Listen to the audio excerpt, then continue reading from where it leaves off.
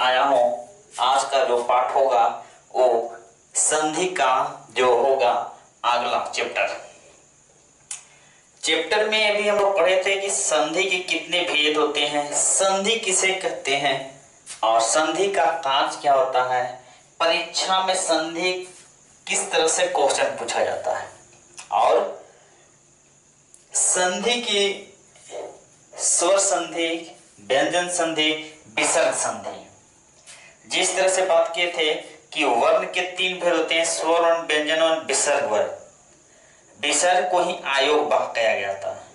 जब आयोग वाह वहां बात कर रहे थे तो वहां से क्या हुआ कि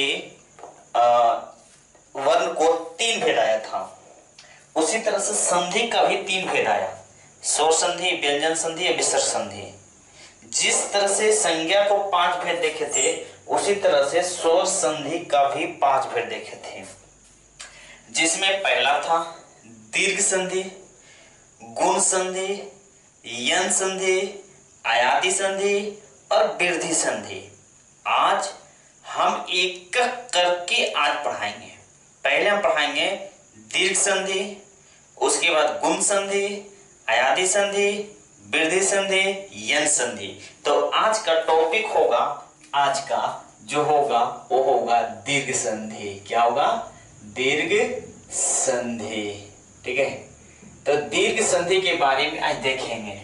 और दोस्तों मैं आप लोगों के साथ फिर एक बार आज कुछ बात करना चाहता हूं और बात यह है कि अब हमारे सब्सक्राइबर में बहुत कम ही रह गया, जो लाइव होने में आपका कुछ ही पल, कुछ ही समय लगेगा। अब हम लाइव आएंगे और जितने मेरे दोस्त होंगे उसकी लाइव क्लास देंगे, वो भी यूट्यूब पर खास करके। बस कुछ ही उसके बीच में कुछ ही समय में, ज्यादा दिन नहीं लगेगा। अर्थात आपकी जो सब्सक्राइबर होना चाहिए हमारी लेवल तक पहुंच गई। चाहे हमारा वीडियो अच्छा लगा हो, चाहे हमारे जो कंटेंट अच्छा लगा हो, पढ़ाई अच्छा लगा हो, कहीं न कहीं हमारे बच्चे सब्सक्राइबर लाइक शेयर कर रहे हैं। और आशा करता है और करता हूं कि इस तरह से हमारे वीडियो को जबरदस्त सब्सक्राइबर लाइक शेयर करें, जिससे हमारी हौसला और बुलंद हो और अच्छे से अच्छे वीडियो को, अच्छे से अच्छे कंटेंट को आपके साथ प्रस्तुत करें। तो ठीक है, हमारे वीडियो को, हमारे चैनल को सब्सक्राइब करिए, लाइक करिए, शेयर करिए। इसी पर हमारी वीडियो टिका हुआ है और हम बार बार अपनी वीडियो को जबरदस्त से जबरदस्त आपका काज में, अर्थात अच्छे से अच्छे हम वहां से कंटेंट निकाल कर आपके पढ़ाने की कोशिश करते हैं।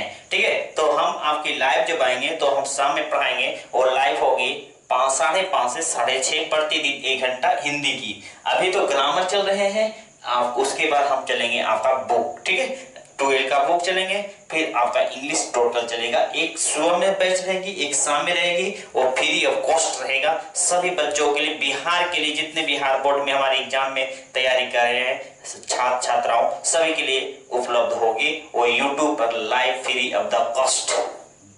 तो हम लोग लेके चलते हैं आपका दीर्घ संधि। दीर्घ संधि होता क्या है? दीर्घ का मतलब होता है बड़ा। दीर्घ का मतलब होता है बड़ा। हम पढ़ रहे हैं क्या? दीर्घ संधि। तो दीर्घ स्वर संधि का नाम इसको कहा गया है, दीर्घ स्वर संधि। दीर्घ स्वर संधि। अब बताते हैं संधि में, बताए थे संधि टोटल कितने भेद होते हैं? संधि टोटल 11 होते हैं। आपका संधि में हम नहीं बता रहे हैं, सॉरी, संधि की बात बताए, हम कहते हैं स्वरों की संख्या कितना होती है? टोटल 11 होती है। उसमें स्वर में बताए थे 2, एक होता है सजातीय, एक होता है विजातीय। सजातीय का मतलब जो एक जाति का हो उसे सजातीय कहते हैं, विजातीय का मतलब जो अलग अलग से बनकर बना हो उसे विजातीय कहते हैं। तो यहां से बताओ, जब सजातीय होगा तब तो आपको क्या होगा? दीर्घ होगा। पहला पॉइंट तो सजातीय वर्ण, ये पहली परिभाषा मिलता है कि सजातीय वर्णों के मेल से बने शब्द को दीर्घ संधि कहते हैं। इतना पॉइंट आ गया। सजातीय वर्णों के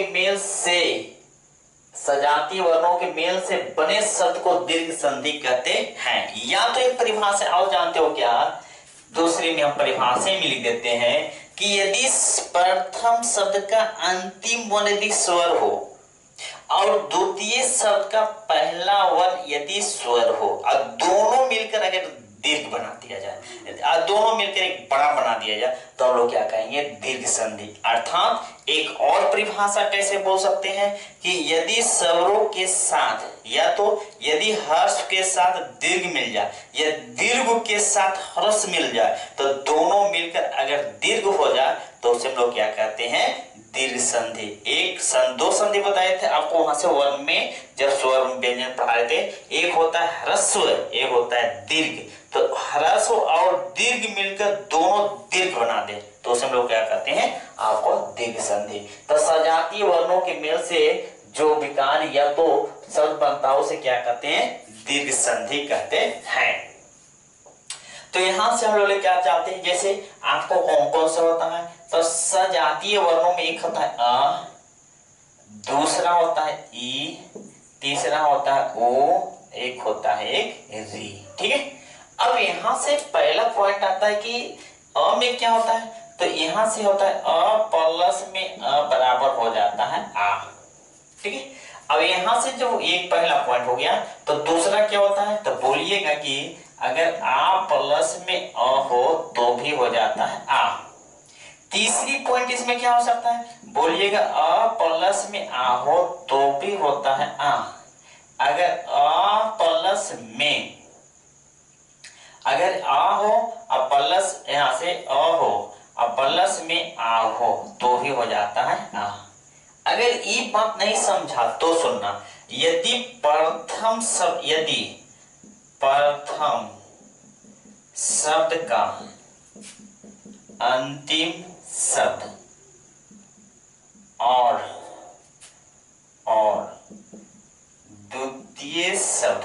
द्वितीय और आदि शब्द का पहला वर्ण हो गया, पहला वर्ण। तो यहाँ प्रथम शब्द का अंतिम वर्ण में जैसे माने अ हो या आ हो, और यहाँ से अ हो या आ हो, तो दोनों मिलकर जो बनेगा वो बनेगा आ। ठीक है, आ बन जाएगा। तीसरी पॉइंट इसमें एक हो गया। दूसरा यहाँ से क्या हो सकता है कि यहाँ से ये भी तो हो सकता है, बोलिएगा ई प्लस में ई बराबर में क्या होगा, हर सही की दीर्घ गई तो बोलोगे दीर्घ गई। अगर यहां से बोला जाए ई प्लस में ई तो ऊपर भी होगा ई। अगर होगा ई प्लस में ई तो ऊपर भी होगा ई। अगर होगा यहाँ से ई प्लस में ई तो ऊपर भी होगा ई। ठीक है। अब यहाँ से दूसरी पॉइंट, दूसरी में से कैसे बना लोगे कि यदि प्रथम शब्द का अंतिम वर्ण में ई हो और ई हो और द्वितीय शब्द का अंतिम वर्ण में ई हो या तो ई हो, तो ये दोनों मिलकर हमेशा दीर्घ बनाएगा जो ई होगा। ये हो गया।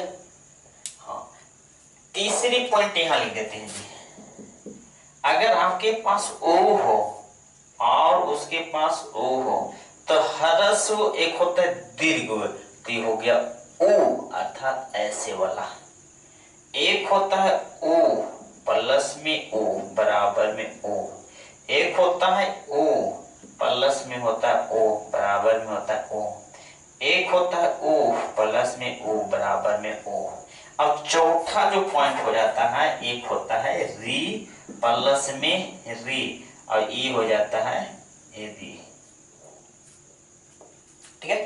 तो यहां से हमको मिला कि सजातीय वर्णों के मेल से जो शब्द बनता है उसे क्या कहोगे, दीर्घ संधि।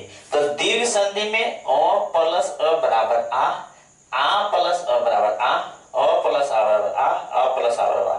यदि प्रथम शब्द का अंतिम वर्ण या तो प्रथम शब्द का अंतिम वर्ण और आदि शब्द का पहला वर्ण, पहला कंडीशन ऐसे लिखे, तो पहला में क्या होगा कि यहां से ई मिलेगा दूसरा में क्या मिला, ये मिला, तीसरा में क्या मिला, ये मिला, चौथा में क्या मिला, ये मिला। ठीक है, तो यहां से तुम बना सकते हो, यहां से आप समझ सकते हो। अब एक एक एग्जाम्पल लेकर चलते हैं। एग्जाम्पल इसको ले लेते हैं, एक एग्जाम्पल इसको लेते हैं, एक एग्जाम्पल इसको लेते हैं, एक एग्जाम्पल इससे लेते हैं। इससे आपका स्पष्ट होगा कि किस तरह से बनाया जाता है। ठीक है, हम संधि जब बता रहे हैं तो संधि जब दो वर्णमूल लेते हैं, ध्यान देना, एक हम यहां से करना चाहते हैं, यहां सपोज है, इसी को बढ़ाते हैं। एक होता है दीप और प्लस में आवली। ठीक है, जब दीप लिखते हैं, आवली, दीप का मतलब होता है दिया, आवली का मतलब होता है आपका पंक्ति। पहले क्लास में बताए थे, जब संधि कर रहे हो तो दो भागों में विभाजित करते हो तो कहीं ना कहीं दोनों शब्दों का कुछ ना कुछ अर्थ निकलता हो। जब तक दोनों शब्द का अर्थ निकलता हो तभी संधि संभव है, अन्यथा संधि बेकार है। संधि उसका विच्छेद नहीं होगा, संधि उसका अर्थ नहीं देगा, तो अर्थ पूरी रूप से आप संधि विच्छेद नहीं कर पाओगे। तो दीप का मतलब दिया, आवली का मतलब होता है पंक्ति। अब सुनना, अब यहां से हम तोड़ना चालू करते हैं। तो दी तो हम निकाल दिए, प्लस आधे प में प निकाल दिए, बचा हमारे पास क्या अ। और इसमें क्या बच रहा है, तो बोलिएगा इसमें भी आपको क्या बच रहा है, तो बोलिएगा आ, प्लस में आवली। ई ओ और ई आ को क्या मिला दिया, तो बोलिएगा आ बन गया। तो प में ए मिला दोगे, जैसे दी लिखे और इसमें आधा प था, प्लस में आ प्लस व प्लस में ली, तो यहां से दी तो मिलवे करा, प मने आ तो क्या होगा पा, और अंतिम में क्या बना वली, दीपावली। ठीक है, आप देखोगे जब दीपावली में लिखते हैं दीपावली, ठीक है, और ऐसे भी होता है कहीं। ठीक है, इसके बाद ई वाला देखते हैं क्या करके। तो ई वाला होता है, जैसे एक एग्जाम्पल लेते हैं, ये हटा दें, चलिए हटा देते हैं। जैसे लिखते हैं कपि जोड़ इस, कपि का मतलब होता है आपका बंदर, इसका मतलब होता है स्वामी, जो बंदरों का स्वामी होता है उसे कहते हैं कपिस। अब यहां से क तो बाहर कर दिए, यहां से क को क्या कर दे, बाहर कर दीजिए, प्लस में यहां से हम लोग प को बाहर किया, अंत में क्या बचा ई, प्लस में क्या बचा ई, प्लस में स। अभी ये दोनों क्या मिलाए थे, तो बोलिएगा ई, प्लस में क बचा हुआ है, दोनों के जोड़ोगे तो प प्लस ई बराबर पी, तो आपको ई पी। अब प्लस में ई तो खत्म हो गया, ये प प्लस ई बराबर हो गया पी, प्लस में स, प्लस में क, तो क्या बना कपिस, कपिस, कपिस। हो गया। चलिए ओ वाला देखोगे, अब ओ वाला क्या करते हैं, एक एग्जाम्पल लेते हैं। जैसे लिखते हैं भानु जोड़ उदय, भानु का मतलब होता है सूरज, उदय का मतलब होता है उगना, उगना चाहे तो आपको कहते हैं इसका सूरज उदय भी कहते हैं। तो भा तो हम लोग निकाल दिए, प्लस नो को हमने आधा कर दिया, प्लस में बचा ओ, इसके बाद भी बचा ओ, प्लस में तय। अब यहां से ये दो ढूंढ, ओ को हम लोग क्या करेंगे, ओ प्लस ओ बराबर बड़ा ओ। अब देखोगे भा तो लिखे करोगे, जब न लिखोगे तो न के ऊ होगा तो उधर से होगा, जैसे नो लिखोगे तो इधर होगा, और दय, भानुदय। ठीक है, ये वाला तुम्हारा हो जाएगा। अब एक और लिख लेते हैं, जैसे री वाला है क्वेश्चन, यहां से थोड़ा सा मिटा देते हैं बॉस, यहां से ये वाला मिटा देते हैं, थोड़ा सा मिटा रहे हैं। जैसे पितृ ऋण, तो इसको कैसे तोड़ते हैं, जैसे पितृ जोड़ ऋण। ठीक है, तो पी तो रफे करोगे, प्लस में त रफे करोगे, री को हटाओगे, प्लस री को हटाओगे, प्लस में न हटाओगे, तो छोटे री बड़े री, तो एक री आ हो जाता, यहां से री हो गया। ठीक है, हो गया, नहीं आने वाला, ठीक है। तो ये दोनों की अब निकालोगे तो बड़े री को प्रयोग करोगे, ठीक है। तो बड़े री को करोगे तो p प्लस में आधा त था तो त प्लस में न, तो यहाँ से p तो होवे करेगा और त प्लस ई होगा तो ती में 2 गो प्लस में न, पितृ ऋण, ठीक है।